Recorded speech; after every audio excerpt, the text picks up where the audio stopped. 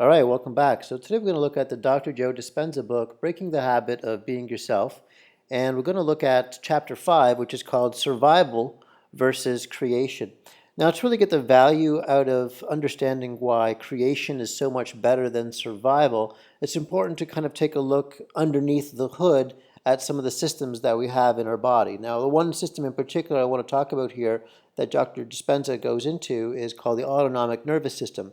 Now, in our bodies, we've got this system that basically is like a gas and a brake. So sometimes we're stepping on the gas in order to, adrenalize and mobilize and take care of stuff and go get resources and have energy.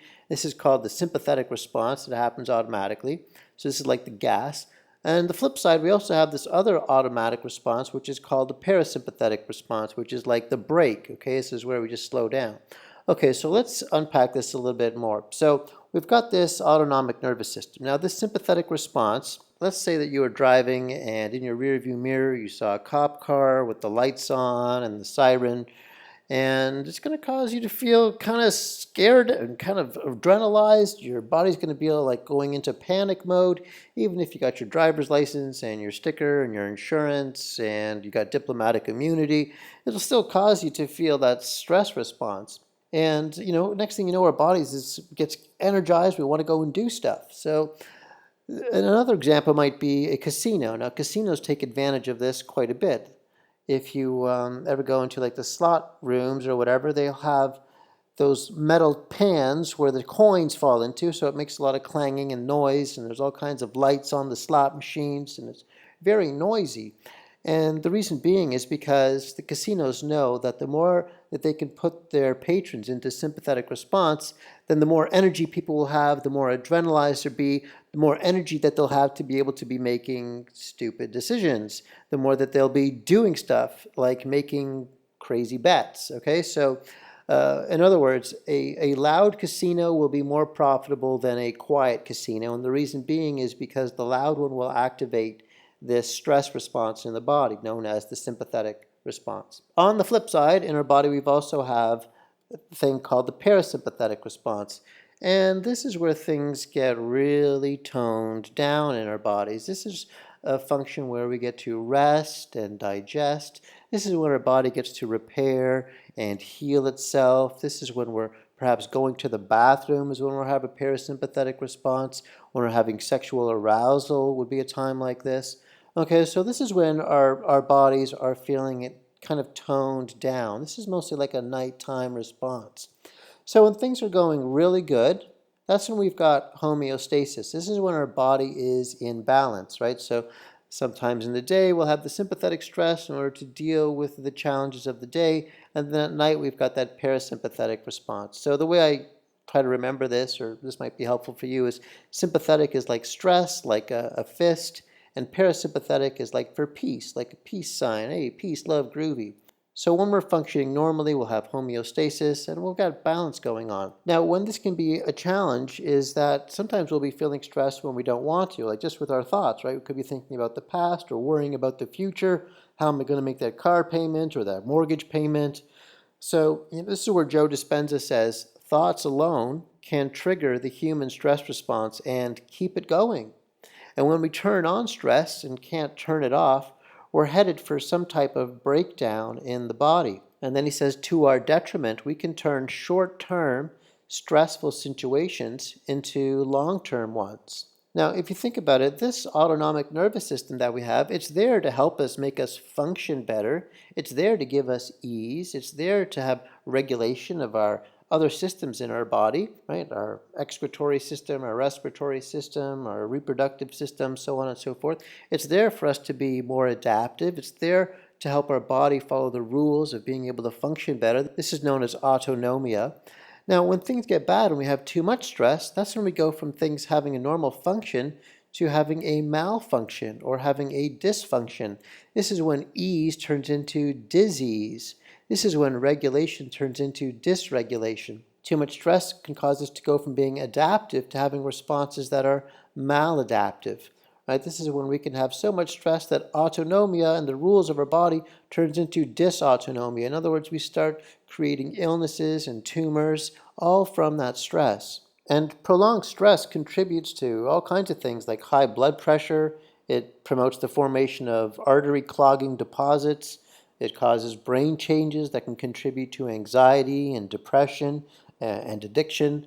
Also, research suggests that chronic stress can contribute to obesity because when we're feeling that stressful response, that sympathetic response, it actually causes our appetite to spike, right? So I'm sure you've thought of times where you've been perhaps at a concert or a time when you're feeling stressed out and you wanted to eat something, right? I'm sure you can think of times when you were at a concert, next thing you know, you want to have a slice of pizza or a cheeseburger, or, you're feeling stressed out, so you want to eat a cake, and it's not your fault. It's your body doing what it does best, doing what it's thinking is the right thing for you by having you accumulate resources in order to maintain your own survival. But it's actually, in a sense, against our own survival, and it becomes highly maladaptive. Because let's say we're staying too long in this kind of emergency mode. Well, then this sympathetic response, or fight or flight mode, is using up the energy that our internal environment needs. Right? So if we're continually stressed out, then our body is stealing this vital energy for our immune, digestive, and endocrine systems, among others, and directing it to muscles to fight a predator or to run away from danger. But in our situations, that's completely working against us because there really is no threat to mortality. There really isn't some kind of tiger chasing us or thing that's going to cause us to be killed. And also, this is where Joe Dispenza says, and I got to quote him because this part was beautiful. He says, from a psychological perspective, overproduction of stress hormones creates the human emotions of anger, fear, envy, and hatred, incites feelings of aggression, frustration, anxiety, and insecurity, and causes us to experience pain, suffering, sadness, hopelessness, and depression. And then he says, most people spend the majority of their time preoccupied with negative thoughts and feelings. And then he asks this question, he says, is it likely that most of the things that are happening in our present circumstances are that negative? Obviously not. Negativity runs so high because we are either living in anticipation of stress or re-experiencing it through a memory. So most of our thoughts and feelings are driven by those strong hormones of stress and survival. And when that's going on, when our stress response is triggered, we're focusing on three things. Mostly it's our body, right? Because it's got to be taken care of, right? We've got to get food into that thing. Our environment, right? Where can we go to escape this threat, right? Oh man, the boss is such a jerk, or traffic is terrible, or time, right? How much of it do we have to be able to evade this threat? And so living in survival is the reason why humans are so dominated by these three big things. And so this stress response and the hormones that it triggers force us to focus on and obsess about our bodies or the environment and time. And then as a result, we begin to define ourself within the confines of this physical realm. We become less spiritual, less conscious, less aware, and less mindful. So in other words, we end up becoming more materialist, which is becoming habitually consumed by thoughts of things in the external environment. And our identity ends up becoming wrapped up in our bodies. We become absorbed by the outer world because of those chemicals that force us to pay attention to them, right? The things that we own, the people that we know, the places we have to go, the problems that we face and our body parts and our weight, our looks in comparison to others, and so on and so forth. And so living in survival causes us to focus on that 0.00001% instead of the 99.99999% of reality. And the thing is, most of us embrace the traditional notion of ourselves as being a somebody. I'm a father, I'm a mother, I'm a daughter, I'm an employee. But who we really are has nothing to do with the big three. Who we are is a consciousness connected to a quantum field of intelligence. In other words, we're more than our bodies.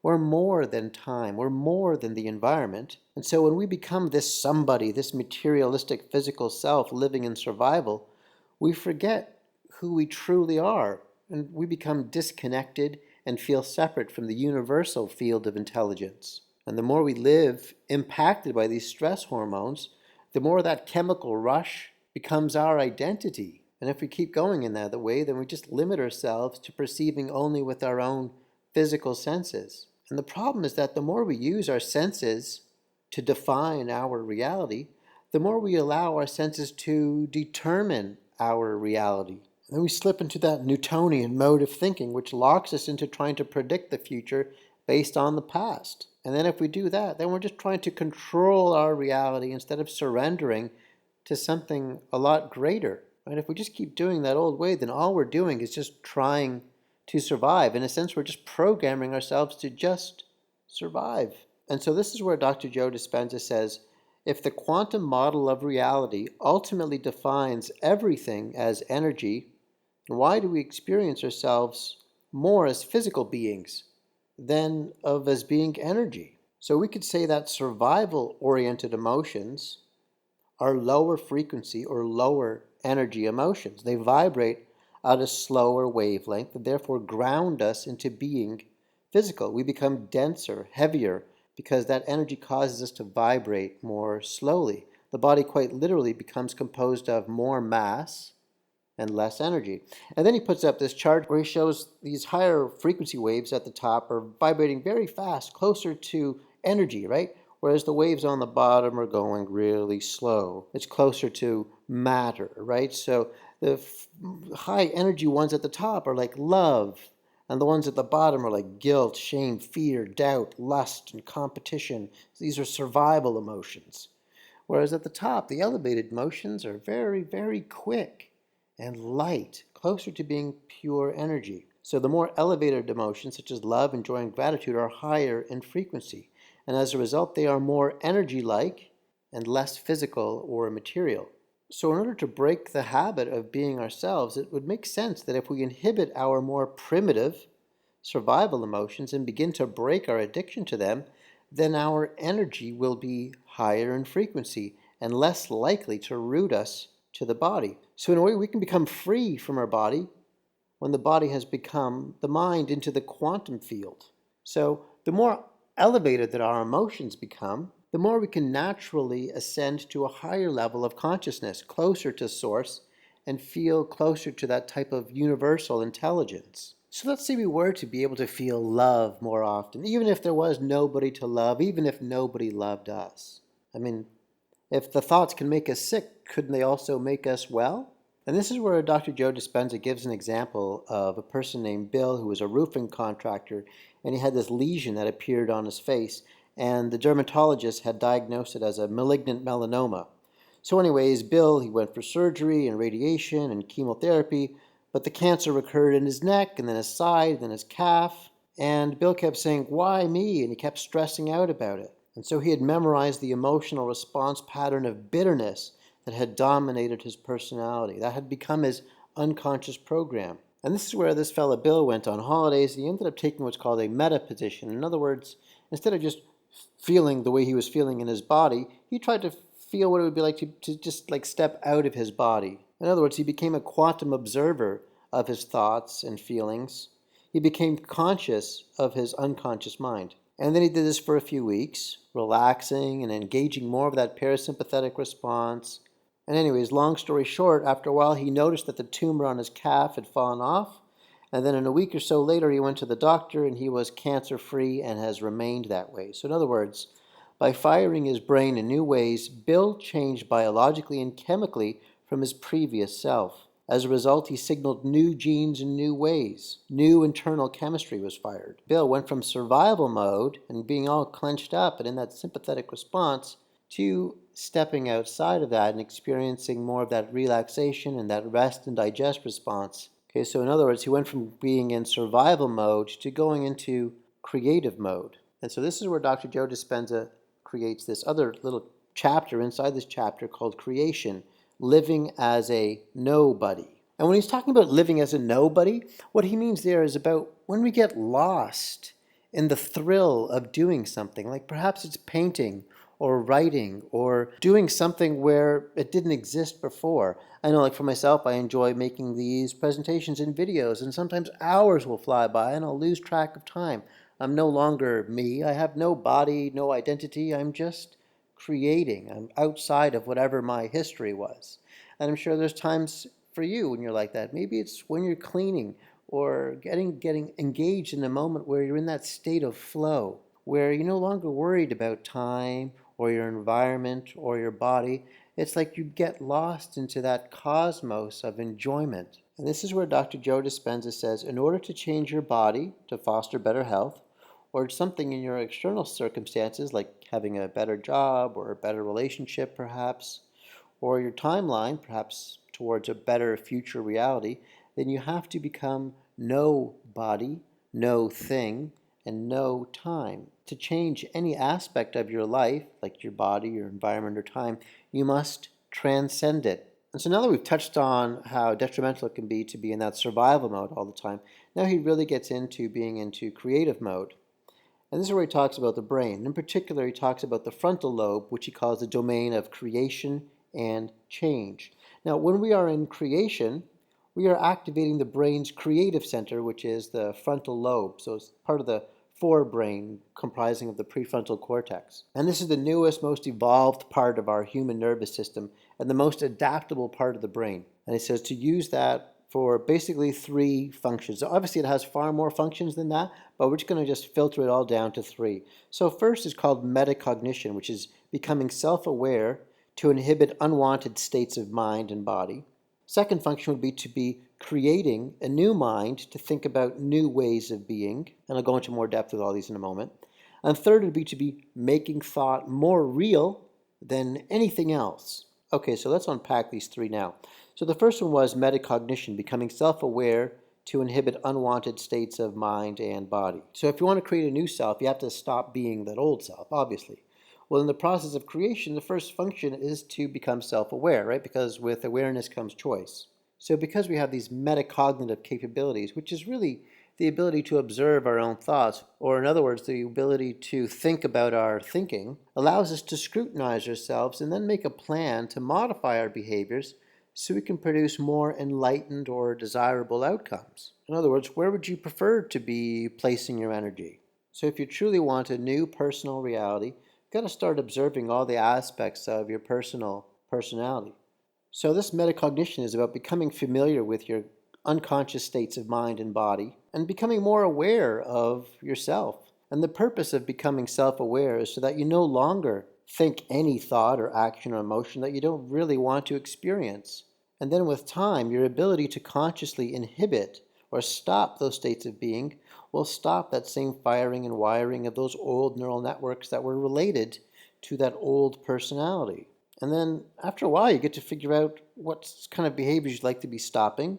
And then as a result of no longer recreating that same mind on a daily basis, you end up cutting away, in a sense, that hardware that is related to that old self. So really it's about observing your own behaviors and thoughts patterns, and as you're going about your life and you're feeling stressed out about something, step away from that and think, like, what's the evidence here? Do I really need to be stressed out about this? And just by having that awareness and taking a look at how you were behaving, then at least with that awareness you have that choice. It allows you to interrupt that old pattern. Okay, now the second part he talks about is creating a new mind to think about new ways of being.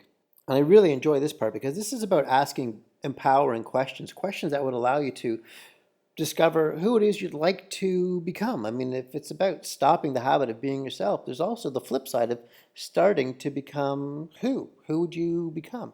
And so he throws out a bunch of questions here that I'm just going to hand over to you. So what would it be like to, and then just fill in that blank. What would you put there? And another question is, what is a better way to be more loving in your relationship, perhaps increasing your income? What is a better way to be easily improving your health? I don't know, it's up to you. You can fill in these blanks with whatever you like. Here's another question he has.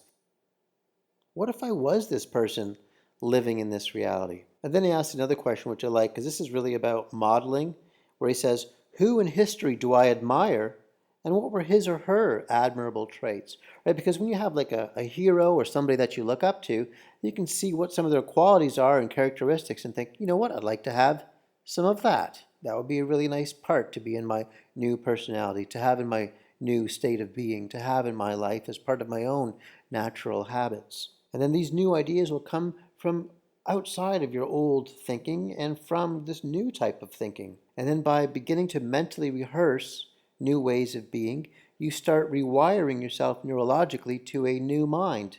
And at this part, Dr. Joe Dispenza says, every time you acquire information, you're adding new synaptic connections that will serve as the raw materials to break the pattern of your brain firing the same way. The more you learn, the more ammo you have to unseat the old personality.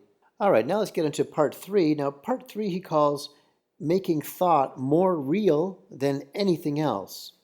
So when we're in this creative state of thinking about what this ideal would be like, then that frontal lobe becomes highly activated and lowers the volume on the circuits in the rest of the brain, so that little else is being processed but that single-minded thought. So let's just use a musical type of example here. Let's say that we went to the symphony and there was a whole orchestra of people. If symphony is not your thing, maybe it's a concert. You know what? Well, let's do concert instead.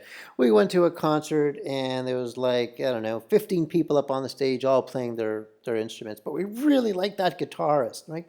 You know, all the other instruments, the drums and the xylophone and the singer, yeah, they were okay. But we really liked that guitarist. Well, the more we're focusing on the guitarist, the more we can just pay attention to those notes, and everything else takes a back seat. Well, that's what this prefrontal cortex and this frontal lobe is like doing. It's like you're just focusing on more of the things that you want. And by doing so, it causes everything else to shut off and to shut down and to fade away into the distance. And this is where Dr. Joe Dispenza says, as it lowers the volume from other areas of the brain, it shuts out distractions. The inner world of thought becomes as real as the outer world of reality. Your thoughts are captured neurologically and branded into your brain's architecture as an experience. And then when you can do this and really feel like you're in that new experience or that new event of that new ideal self of what you'd like to be having, then you're in that new state of being. And in that moment, you are rewriting the subconscious programs by reconditioning the body to a new mind. Oh, and he's got this image here about the frontal lobe and the volume control. And he says here, when the thought that you are attending to becomes the experience, the frontal lobe quiets down the rest of the brain so that nothing else is being processed but that single-minded thought. You become still. You no longer feel your body. You no longer perceive time and space, and you forget about yourself. Right? And if you think about it, this is about creating. This is about thinking about stuff that you hadn't thought about before. Right? This is about creation, not about survival. This is about conjuring up new states of being. This is about concocting new ideal versions of yourself and other things that you could be doing. This is really creating at its best. Because you're taking that old energy, which was heavy and weighing you down, and transforming it and turning it into something much lighter, more closer to real pure energy and love. Beautiful. And this is where he says, we are lifted above the horizon to behold a whole new landscape. We're no longer perceiving reality through the lens of those past survival emotions. We see new possibilities. We are now quantum observers of a new destiny. And that release heals the body and frees the mind.